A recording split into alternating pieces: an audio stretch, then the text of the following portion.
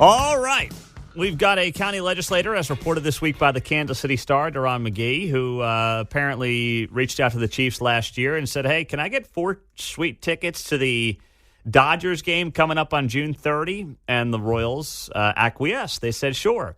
And amazingly, Duron McGee, all these months later, didn't pay back the Royals for the tickets, which you legally have to do, until the Star reached out and he said, oh, yeah, I forgot about that game.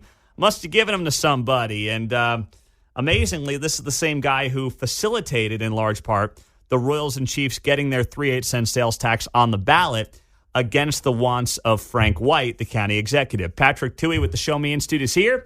Patrick, take it away. What do you make of this one? I don't envy anybody anywhere in the country who owns a sports team, because you must get calls and emails like this for special treatment for access to tickets from local politicians. I'm sure it is not unique in Kansas City. When people talk about gift bans, they always set the number so low.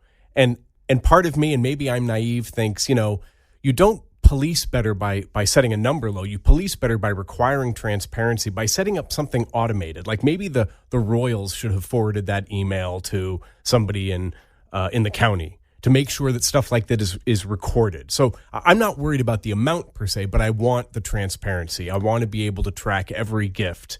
It is perfectly possible that McGee just legitimately, innocently forgot about this.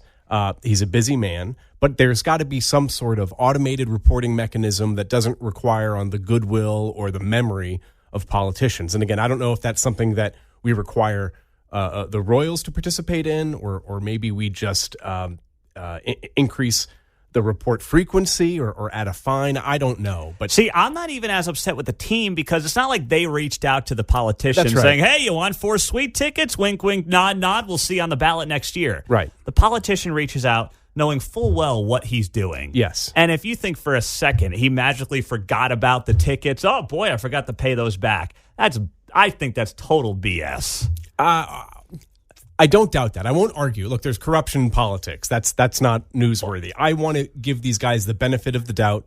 If he's got a standard of practice over time where he's doing this a lot, that's noteworthy. But really, I think probably it's just a matter of tightening up reporting requirements, making it very clear to people, and maybe setting up a third-party mechanism to examine these guys rather than count on their goodwill and their memory to do the reporting themselves. See, I just know he's involved, of course, with Freedom Inc. They got $250,000 from the teams. Yeah. His side projects got another $20,000 from the teams. He hasn't done anything to deserve the benefit of the doubt. I'm a big believer in earning benefit of the doubt, and there's been nothing I've seen from this politician that has earned him the benefit of the doubt. All right, well, I won't argue with you on that. Okay. I just don't want to get, I guess my point is I don't want to get caught up in the minutia of small things. Yes, there is a margin of corruption in politics at every level, and I don't want to go chasing the $25 gifts. I hope that no politician can be bought for $26, but I do think the reporting is is important. That's fair. And we ought to collect everything. And like you said, the gifts to freedom or the contributions to freedom, those are public. People should know about that stuff. But there's so much of it that I guess I don't want to nickel and dime these guys. But so there's just more of it than any of us realize that goes on. Yes, but I don't know.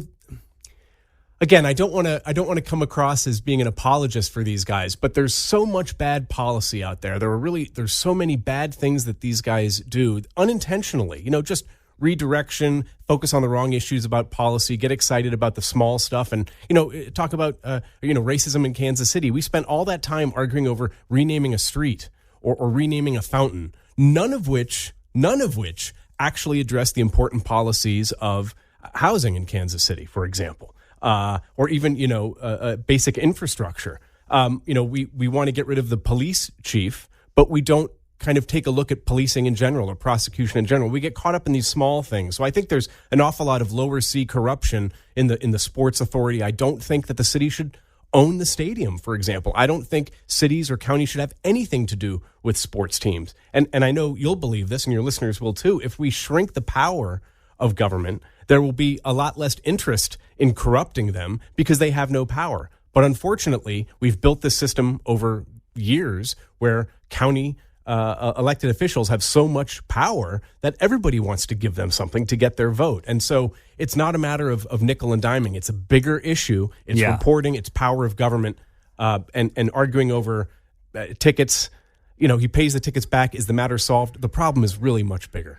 That's true. It is. But I also think there's something to be said for when the smaller things come up, shame them, take it seriously, and try to stop the big stuff. No, that's fair. And again, I think Mike Hendricks, who wrote the story, is great.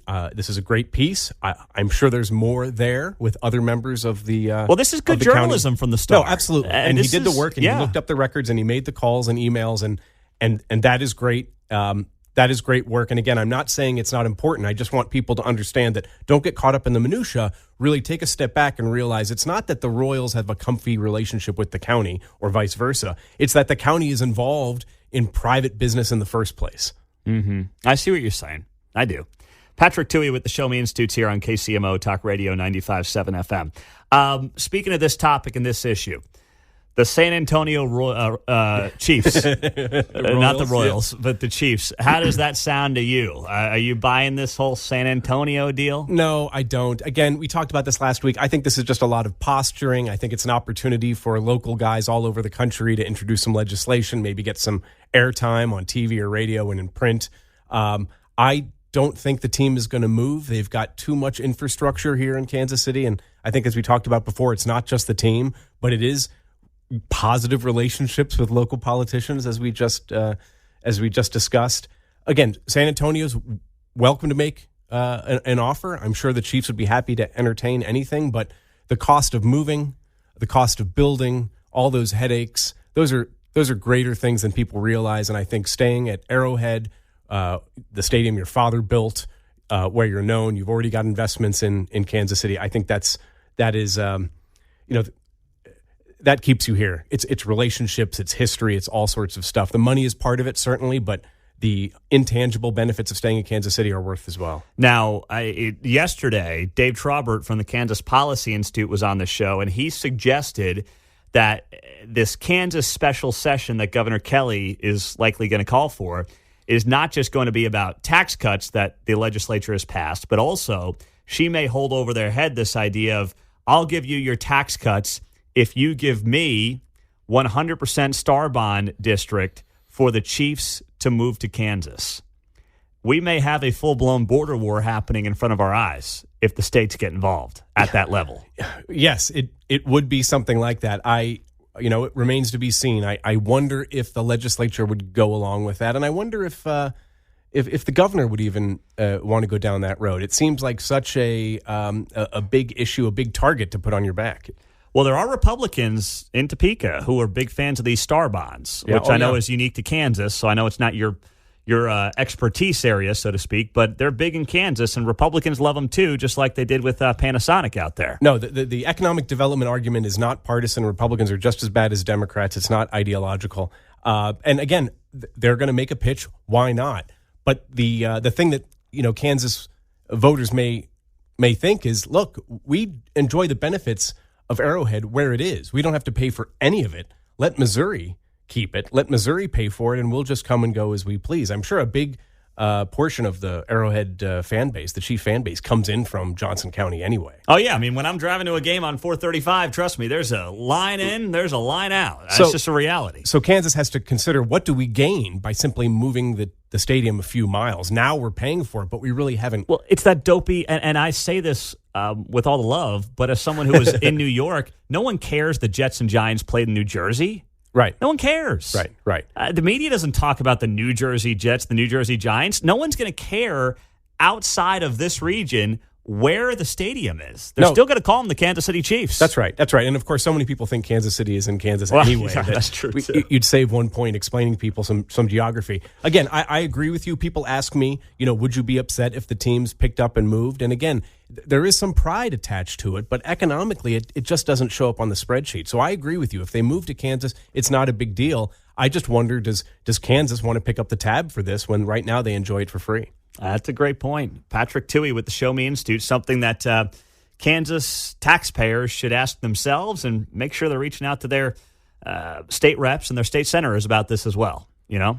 Yeah, make your voices heard. I mean, what we learned in April, too, is that despite the powers that be, the people have a significant say, and it was a surprising outcome. Certainly the distance between the two sides. And it crosses the political aisle, which is fascinating, because not much does these days. No, it can be really ugly, and the point that the proponents of April 2 made is that teams bring us together, and that's right. People can enjoy teams. It's a distraction from politics, but in this case, they want to drag the teams into politics, and it's not a winning issue. Patrick Tuohey with the Show Me Institute right here in Missouri. Well done, my friend. Always appreciate the time. Thank you.